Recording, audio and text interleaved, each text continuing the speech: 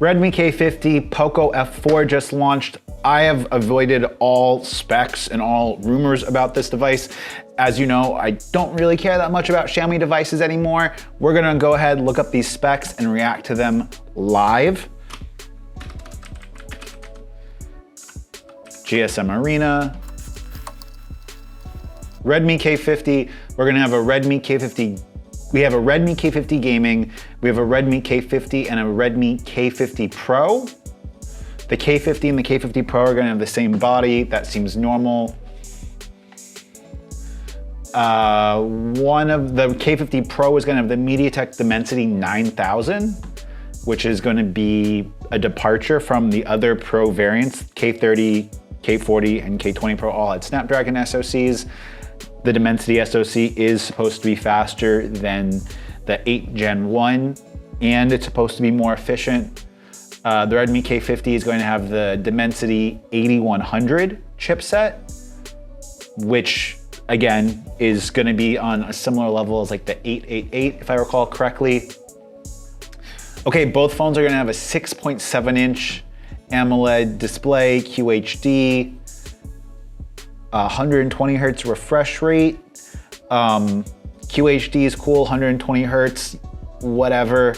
I would have been happy with a 1080p LTPO variable refresh rate panel, but you know that Xiaomi's not going to give that to you. Both devices have the Sony IMX596, but we know that Xiaomi probably won't give these devices 4K on the front-facing camera. K50 Pro has a 108 megapixel camera with OIS using a large Samsung sensor. I think this is the HMX sensor, which congratulations on using a 3-year-old sensor, which is cool. The Redmi K50 is going to have the 48 megapixel IMX582. I believe the 582 first appeared on the Redmi K30, the Redmi K30, not the K30 Pro. I'm not sure if the 582 can even do 4K, 4K 60 at least, but they'll both have OIS, great. They're gonna have the same 8 megapixel ultra-wide camera, which is, I'm assuming it's the same ultra-wide that's in all the other 8 megapixel ultra-wide ones, the one from the Redmi Note 10 Pro. I could definitely be wrong with that though. Both phones are gonna have a 5,000 milliamp hour battery. Yay, that's great.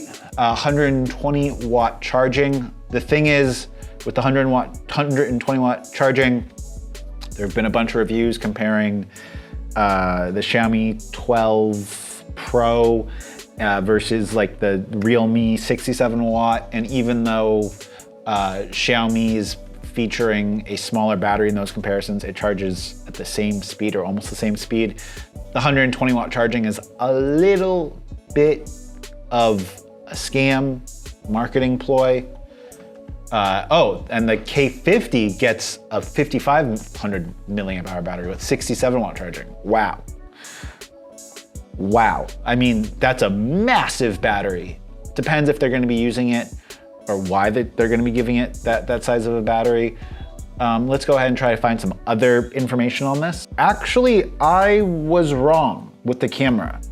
The K50 Pro is actually gonna have the HM2.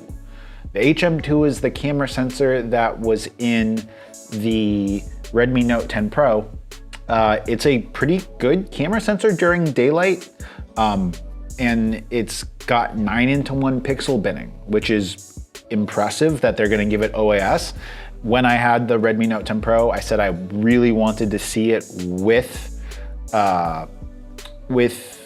OIS.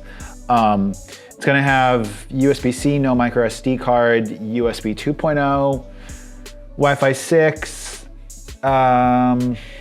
anything else that's like interesting, UFS 3.1 storage.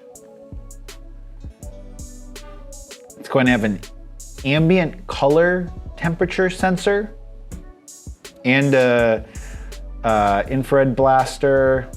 And that's kind of it.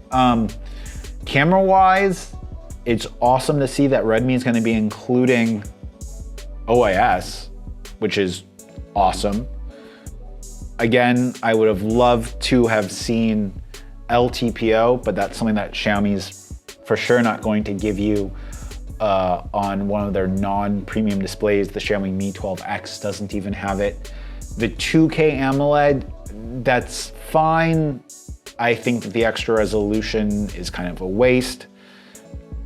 At least a few years ago, the high resolution screens, they were cool because people were putting them in the VR goggles, and then you would need that extra resolution for the VR stuff. But I'm just happy to see that these devices are going to be shipping with MediaTek SoCs, because I think that for the value that these devices are going to bring, MediaTek is just really where it's at. And I also like the idea that you're not going to have a ton of ability to put custom ROMs on these devices, because that is going to limit people trying to import a China-specific device, flashing ROMs on it.